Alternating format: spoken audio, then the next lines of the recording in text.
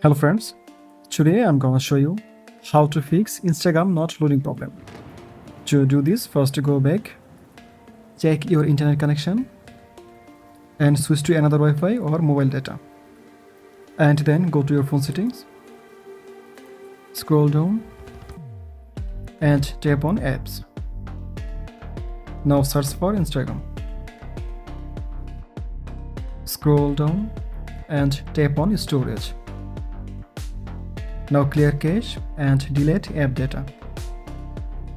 After that, go back, scroll up and tap on permissions. And make sure all permission is allowed.